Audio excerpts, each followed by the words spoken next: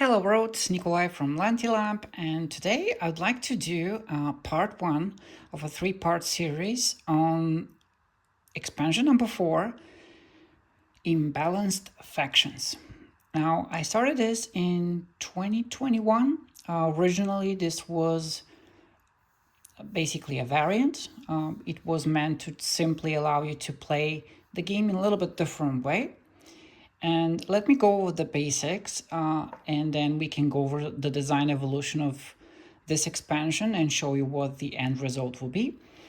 And first, I'd like to talk about the concept of asymmetry. Now, we all know Rebellion is a game, essentially two games into one, the Rebels versus the Empire. And they're so different and just so unique in each in its own way, and somehow this asymmetry is balanced, which is the beauty of the game. But there are some aspects, like if you look at the unit sheets, which are not as imbalanced or asymmetrical as you might want. If you look at a TIE fighter versus let's say an X-Wing, we all know from lore that TIE fighters are mass-produced, they're cheap, they're expendable, they don't have shields, and the X-Wings are like intricately designed and have shields, and they can go around the galaxy on a single fuel tank probably. And here they look the same. And I understand like what's the idea here, like you have these advanced tactic cards which give uniqueness to each unit. But still, because there's 7 of them, and you get to play them once and then wait for 7 more turns to play the same card, the asymmetry is sort of lost and is applied one unit at a time, one round at a time, instead of being there every time. Now, that's not for every unit. Some units, like with the ones with text or with a little more unique dice or health combinations, are not found on the other sheet, and that's great. It's just not universal. And I think there's room to do this a little bit more. So my basic idea was to remove the advanced tactic cards, but incorporate them into the units themselves so that each unit has that uniqueness every single time you roll the dice, instead of having to wait 1 in 7 rounds to apply this uniqueness. So that's the first concept. Now, the other thing is, whenever I do something for the game, I always do it with the intention of fitting it into the box and into the organizer that I have. So folding designs are a big part of it. There's just no way around it. And so the first folding design I did was just the basic unit board, which combines units from the core game and the Rise of the Empire. That's a download from Board Game Geek. And yeah, I folded into like 4 pieces, and it fit into this spare expansion tray from the Laser Rocks organizer, which they kindly provided, and just don't fill it with anything and just leave it to you they incentivize for you to create fan content. It's just an amazing organizer, so I'm always promoting it whenever I can. Now, if you are to remove the advanced tactic cards, there are some action cards specifically which reference them, and so you have to find a solution. And that's where I started to sort of like tinker with the cards to figure out if I can just add another effect to them here, like it's a trap. You can do something else rather than use the advanced tactic cards. Same for good intel. Basically, I just started, making each card a little bit more thematic, or just to use a specific unit more rather than just being a text ability. And there's one more here that references advanced tactic cards, and you really need something else there as an option to keep this card useful. So you can download these and use them. They won't interfere with your game, they'll just give you more options. Now, once I had these concepts, I started working on a minimum viable product. And this is the one that you can download from Board Game Geek still. It's maybe buried somewhere in the files, but the concept here is you have these special effects, which are packaged like that, and they explain what each thing does. in as little words as possible, which is like a double-edged sword. It saves space, but gets to have people asking a lot of questions. What does this do and what does that do? Now, I did this for myself just to remember it. But yeah, each unit gets to be a little more individual. Like the TIE Fighter, if you remember, the advanced tactic cards does more damage if you have lots of them. And so here, you just get to reroll green dice, which often result in damage. And because the Star Destroyers now have a lot more green dice, like here, the Star Destroyer and the Super Star Destroyer, having TIE Fighters packaged with them results typically you're able to reroll the green dice a lot more, and so this results in more damage. And the TIE Interceptor, utilizing the concept of a green health, being really hard to hit, but unable to, heal itself. It's so fragile. But having the ability to reroll its own black die, resulting in a much higher efficiency in combat hits. So each unit gets something that makes it a little bit more unique. And same for the Rebels, maybe just the theme is a little bit different here. So I'll give an example. The Y-Wing can roll any dice because it's so versatile fighter, you can do anything with it, but it's not really good at anything specific.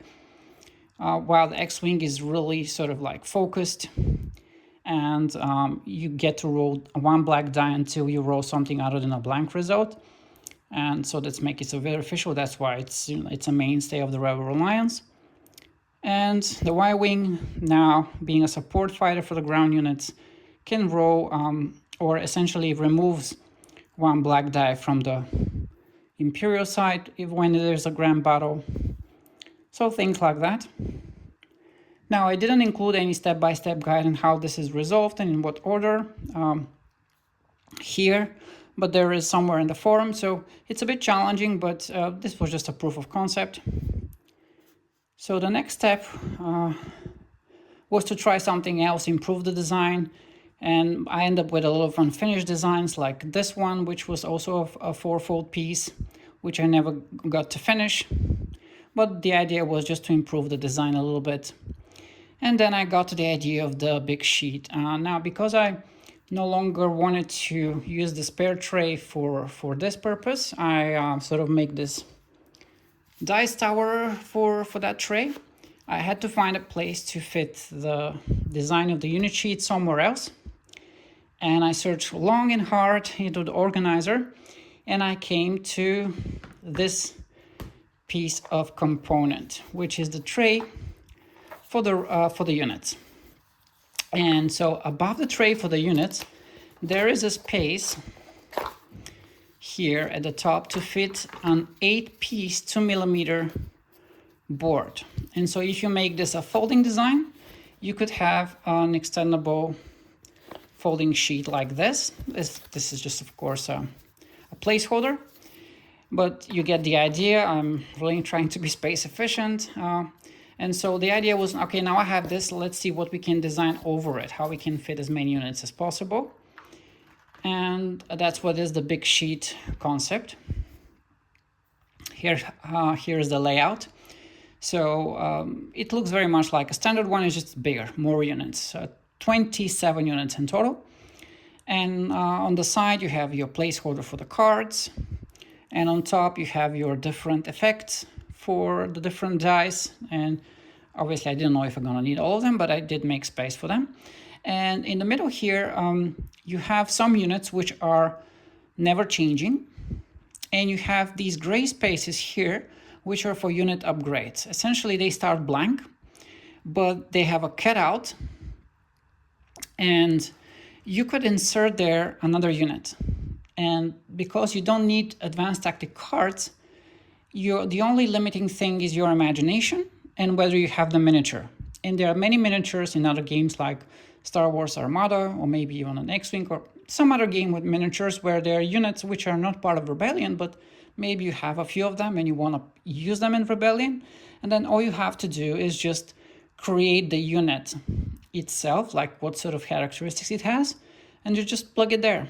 And my idea was just to provide these and all the different elements for you to create them, and you can then make your own board, each game to be different.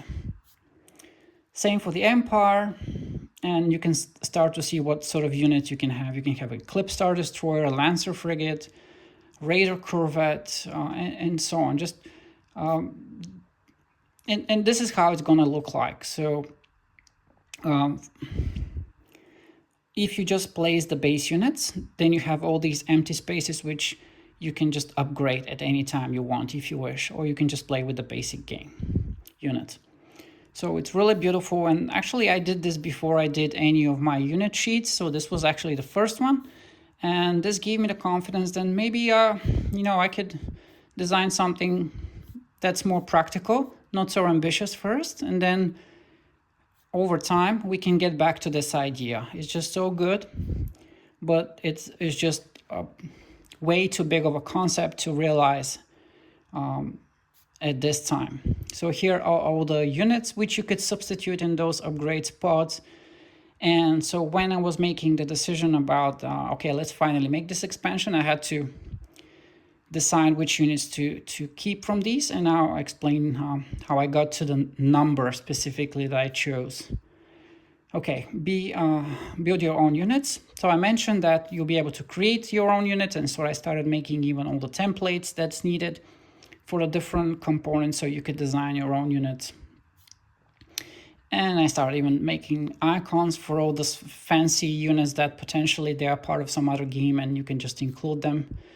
But yeah, work got in the way, and so this all got shelved.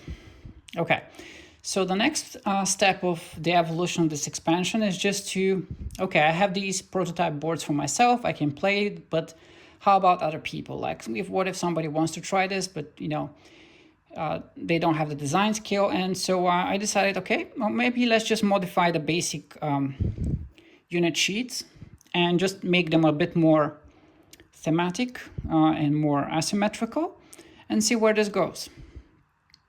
So things like the TIE Striker. TIE Striker not only has a green dice, it has a black ground die, so you get to roll one additional ground die, simulating the effect that this is a ground strike fighter. And the Interdictor has this cool icon which simulates essentially that rebel units in the system cannot retreat, and now that you have this defined, you can easily incorporate it into other units like the Death Star. And so I think this turned out really well, and you can still download it from Board Game Geek. But the feedback I got is just, it's overwhelming in terms of how much new stuff you need to learn before you can start a game, and that you don't have like a process to explain it step by step. So that was my next goal, like just to make this a bit more user-friendly, easy, approachable, and yeah. But otherwise, I think the basic concept is sound. So this is the Rebel side. And you have different icons here. So the concepts are different. They're not just the same, but you know, a different variety. They're completely different, unique concepts that are more in line with the Rebel theme of helping each other, being more versatile, rather than the Imperial side, where they sort of interact, the different units interact, so you need a large variety of units to support each other in some way. Here the Rebel units are a bit more multi-purpose, like the Nebulon B, for example, can roll and block effects and things like that. Okay, wider front lines. So here I believe I had the first production sort of success in making new units available in sort of a very efficient way as part of the box. And I'm referring to this trifold design, which some people got as part of their expansion pack. And I really like how this turned out, even though it's still the original sheet design philosophy, where each unit can have different shape and size and wherever. It's not standardized the way I like it. And the green dice can be in weird spots and places, but you are able to fit in a lot of content into a very tiny, a small space and ship it. So that was really important. And you can have variety through different setups. And yeah, and here I even provide reference, so you could use this as a guide to your core game or expansion. You don't even need to use the the new stuff. So I really like this sort of approach.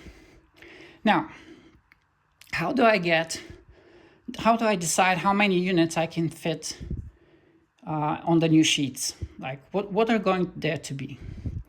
And here is where I start out with what I can fit on the piece of paper that will be laminated or covered with the satin material and everything. And so this is like an A3 plus paper. And I start out with the 4 unit per height requirement. I lay it out, and you cannot fit more than 28 units this way on a sheet of paper, then cut it open and make it foldable. And so I fit in all the original units, all the units from wider front lines, and there was essentially a space for 8 more units, 4 on each side. And I had to decide which are those, and for mostly part they were ground units with one exception, where I could fit in the Starhawk. And so this is how I came up with the number 8. Now the individual units got a little bit changed as we get to watch Andor. We got fascinated with the K2SO, and other things came into popularity. But overall, that's how I determined the number. Now, I did make this into prototype, so I'll just show you. So this is like what the folding design will be. Of course, this is just a placeholder right now, but you can get a sense. And in terms of size, you can see how similar they are here. So you can completely imagine this being exact height and size of the unit sheet. It's just going to be a little bit spread out on the side. So you have all your ground units here, and then you have all your space units like that. And of course, you on the other side, you have either the other faction or something else I'll talk about in a moment. So yeah, like a very widescreen unit sheets. And for people that have not as wide tables, this will be really helpful. Also, it's really YouTube friendly. Since you don't need to show a lot more of your table, this will fit it nicely along the edges and will be really visible. And so that fits inside the box. And so this is where I showed in the previous video, where I showed you the original box, the new box, and I have this space, and I have this much content that I create, and here are the new sheets, which take exactly this much space. And so this is how I make the production decision to come up with this shape and this number of units. And it was just a matter of deciding now which units to have and what will they have in terms of capability. All right, learning layout. Now, another important thing I mentioned earlier is if you introduce all this new content, all these new units, all these new abilities in a way that people cannot get to learn the basics first and then upgrade themselves with new mechanics over time, it will be just unapproachable. And so my idea is to provide essentially 4 ways you can play the game. I'll just take a simple unit sheet here. So imagine this being your unit sheet. And the first game, you could simply play with only the capabilities of the basic units, the way they are in the base game. There's no text, no special, just different dice combinations. The next game, you can introduce advanced tactic cards. Now, once you get to learn that, you could switch on the other side, where you have the more advanced units with the text, and there will be more unique and so on. And so you can leave out the tactic cards for the moment, just so you can learn these new abilities. And once you're comfortable with them, you can reintroduce back the advanced tactic cards. And so you'll have the ultimate in terms of depth and strategic thinking and capabilities and just variety. And so that's how we'll approach it. We're going to have a simple side of the unit sheet with all the new units, with them being absolutely easy to use. we're going to have advanced tactic cards for each unit. And you can decide if you want to play with the cards, without the cards, whether you want to play the simple side or whether you want to play the more advanced side of the units. And so this will be like the 4-step learning layout. And of course, we're going to have a nice booklet which will explain the process of how you approach the combat. So we're going to take care of that. And just to introduce what I mean by having a simple side and a more advanced side, let's look at the Stormtrooper. Like the Stormtrooper, that's the basic configuration, and this will be the imbalanced for factions configuration. So if you have 2 Stormtroopers, you won't roll 2 dice, you roll 3 dice. You have your Death Trooper here. So in the basic game, it will just be like that. And in the advanced version, you'll be able to flip 1 die for increased accuracy. And every unit will have like the simple and more advanced version. And so this is currently like what I currently have in terms of units, but we'll go over them in the next video. I just wanted to show you. So there will be one side with the simple stuff and one side with a little bit more complex stuff. And so that's what the next video will be about. All the new units, all the new capabilities. And yeah, so you'll get the bigger picture. But I think that's enough for today. Everyone who stayed so far, really thank you for listening to me. I'm almost out of breath, and so I'm gonna go and catch that before, yeah, thank you. And then may the force be with you.